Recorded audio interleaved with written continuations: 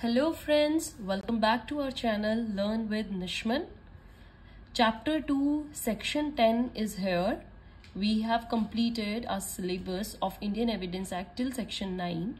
Section 10 comes in the division of relevancy of facts, and section 10 says things said or done by conspirators in reference to common design that will also become relevant, right बच्चे? So in short it's a conspiracy अगर detail में समझनी है go to Indian evidence playlist, conspiracy search कीजिए। मैंने बहुत बढ़िया से आपको समझाया है कॉन्स्पिरेसी के बारे में, एक एक डिटेल में एग्जांपल्स आएंगे, ठीक है। तो कॉन्स्पिरेसी में जो भी प्लानिंग होगी, कॉन्स्पिरेटर्स जो भी चीजें थिंक्स करेंगे वो सब रेलिवेंट हो जाएंगी ऑटोमेटिकली, राइट बच्चे। अब आ जाइए इसमें क्या होता है। For example ABC have entered into conspiracy. 3 friends है बच्चे, कॉन्स्पिरेसी में एंटर होते हैं and some prima facie evidence are there that they have they were into conspiracy. तो उनके खिलाफ सिविल सूट हो जाए या उन्होंने कोई ऑफेंस कर दिया। At trial it has to be proved that they actually conspired. Trial में हमें ये प्रूव करना पड़ेगा कि उनके बीच में कॉन्स्पिरेसी थी। कॉन्स्पिरेसी क्या होता है बच्चे? Agreement to commit offence, right. जब आप आपस में एक एग्रीमेंट कर लेते हैं व्हाट टू कमिट ऑफेंस,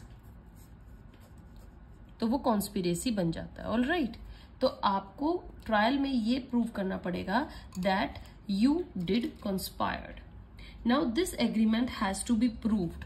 अभी प्रूव कैसे होगा? Conduct, past and subsequent conducts, okay. तो कॉन्स्पिरेसी का जो एग्रीमेंट होगा उसमें कोई भी पास्ट कंडक्ट हुआ या फ्यूचर कंडक्ट हुआ, जिसको हम सब्सिक्वेंट कंडक्ट भी बोल देते हैं, that will be covered in section 8 we have done, okay. Same transaction में ही बात होगी तो वो सेक्शन 6 में आ जाएगा, सेम ट्रांजैक्शन भी discuss. And during that conspiracy जो चीजें होंगी वो सेक्शन 10 में आएंगी, ठीक है। After intention was formed by A to do offence, A में हैव कॉन्टेक्टेड, ए ने कुछ सोचा होगा, फिर उसने बी को कॉन्टेक्ट किया या सी को किया to join that conspiracy, that will be a offense. Any act which they did in furtherance of that intention, that will come under conspiracy. First time intention formed, afterwards whatever done या said by B and C or A. एक बार intention form होगी फिर या तो कुछ A करे या B करे या C करे, anything. The entire thing is the evidence of what? Conspiracy. समझ में आया बच्चे? I'll give you one example. For example, A wrote letter to B, ठीक है, for conspiracy. एक लेटर लिखता है conspiracy के लिए कि come and join me with me, we will commit this offense and whatever. So this letter will be relevant, एक evidence माना जाएगा and this is relevant against A and B. For example, after that B brought pistol, ठीक है, खरीद लाता है, ये भी रेलिवेंट हो जाएगा बच्चे। जो भी एक्ट्स इस कॉन्स्पिरेसी के ड्यूरिंग चलते जाएंगे वो सब कॉन्स्पिरेसी में माने जाएंगे, राइट बच्चे। देन बाय चांस बी ने पिस्टल खरीदी है, उसके बाद C said something to D, अब सी ने डी को कुछ कहा, तो जो ये स्टेटमेंट होगी ये भी रेलिवेंट है इसमें अंडर सेक्शन 10। तो स्टेटमेंट भी रेलिवेंट होगी, 21 में भी होगी, हम सेक्शन 21 पढ़ेंगे, right. Section 10 is completely based upon 2 things. याद रखिएगा. What are these? That is first, doctrine of representation.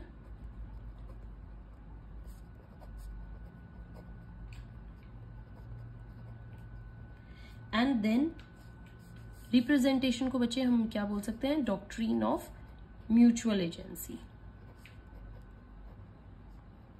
ये कंप्लीटली हमारा सेक्शन 10 बात करता है। There should be prima facie case क्या होना चाहिए? Reasonable grounds to believe anything said done, written in reference to common intention, right. आप सबकी एक कॉमन इंटेंशन है और उस कॉमन इंटेंशन की वजह से you are doing something, you are writing, you are saying any statement that will covered under section 10. Intention formed by any one of them, therefore they are referring to the statement done या written even before the formation of common intention, right. अभी intention just एक ही बनी है, उसने अभी B और C को बताया नहीं है, right. तो ये भी हमारी सेक्शन 10 में कवर होगी. After intention was first entertained by any of them, किसी को भी उसने बताई वो कॉन्स्पिरेसी में आ जाएगी. सो थिंग्स सेड, डन और written is relevant fact for proving or existence of conspiracy, right. Anything said or done or written वो conspiracy के लिए proved है. Proving that one of them was party to the conspiracy. ठीक है बच्चे. And all these evidences can be issued या used against all due to mutual representation, right बच्चे. For example, A ने यहाँ पे intention form की, intention to commit an offense, then he told to B, तो यहाँ A और B. So whatever A and B did is in reference to commit the offense, वो भी relevant हो जाएगा. फिर उन्होंने C को ज्वाइन कर लिया, तो A, B, C तीनों ने whatever they did in reference to commit offense वो relevant हो जाएगा. लास्ट में उन्होंने वो एक्ट किया है कॉन्स्पिरेसी का, तो कॉन्स्पिरेसी यहाँ ओवर हो गई, तो इसके बीच में जितने भी एक्ट्स हुए वो सब relevant माने जाएंगे. समझ में आया बच्चे. Whatever A did in reference to the intention is a relevant fact, right. Things said और done, intention formed, conspiracy over, only this is relevant, right बच्चे. While conspiracy was in existence, देखिए इस process के बीच में जो कुछ भी हुआ वो सेक्शन 10 में आता है, ठीक है. What ever done before it और सब्सिक्वेंट इट वो सेक्शन 8 में आएगा, right. So after that anything done वो रेलिवेंसी सेक्शन 10 में इंक्लूड नहीं होती है क्योंकि सब्सिक्वेंट कंडक्ट हमारा सेक्शन 8 में आता है, राइट बच्चे.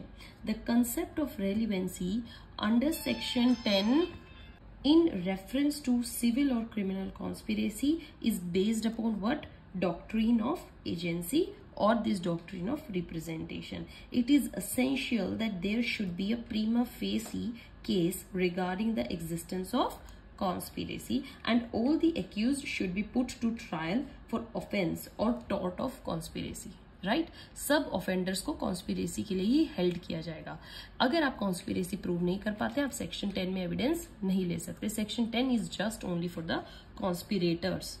The things said, done or written by either of the accused after the intention was entertained by any one of them and before the conspiracy got over will relevant under section 10. Intention जैसे ही form हुई और conspiracy over होने से पहले whatever the things are done will be relevant under section 10. Right बच्चे? The fact will be relevant not only to prove the existence of the conspiracy, rather also to prove that a particular person was a member of that conspiracy. Okay, आपको conspiracy तो prove करनी ही करनी है, साथ में आपको उसकी membership को भी prove करना है कि yes B इसका पार्ट था या C इसका पार्ट था. समझ में आया बच्चे? So it's very important under section 10 conspiracy होगी तभी वो केस इसके अंडर हेल्ड होगा, राइट बच्चे. आपके कॉन्स्पिरेसी के there are so many cases. आपका state of Tamil Nadu versus Nalini case है जो राजीव गांधी असैसिनेशन केस था, वो पढ़िएगा. Mirza Akbar versus king emperor case है, बहुत बढ़िया केस है. देखिए ये हमारा क्या होता है फर्स्ट पीरियड, ये मान लो ये सेकंड पीरियड, ये है थर्ड पीरियड जब ए बी को इन्वॉल्व करेगा. सो पीरियड 1 में क्या होगा, whatever A did you know if it is reference to B, अगर बी उसमें आ जाता है, बी की रेफरेंस के लिए है, ये रेलिवेंट है. However if B did something in this period then it's not relevant, ठीक है. अभी ए ने उसको बताना है, उससे पहले अगर बी कुछ भी कर रहा है वो रेलिवेंट नहीं होगा. पीरियड 2 में क्या है, whatever said or done by A and B वो रेलिवेंट होगा. C कुछ कर रहा है वो रेलिवेंट नहीं है क्योंकि C कब आया, जब पीरियड 3 स्टार्ट हुआ है, राइट बच्चे. पीरियड 3 में whatever A B C will do वो रेलिवेंट होंगे.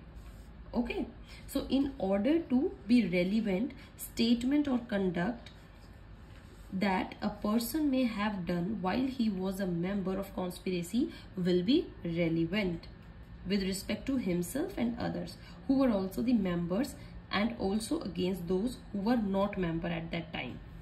समझ में आया? But become member later on or those who were members earlier but left the conspiracy. तो अगर बाई चांस यहाँ बी छोड़ के चला गया तो बी की रेलिवेंसी मैटर करेगी. उसको ये नहीं माना चाहिए now I am not a conspirator. अगर आप एक बार बीच में आ गए तो you will be a conspirator. However, if person is not presently a member of conspiracy, the statement or conduct made by him at that time will not be relevant. समझ में आया बच्चे? बहुत important topic है. Don't leave any part. Just focus on it. Next video, I'm going to start with section 11. Be focused. Stay tuned. Keep learning. Till then, goodbye. Thank you.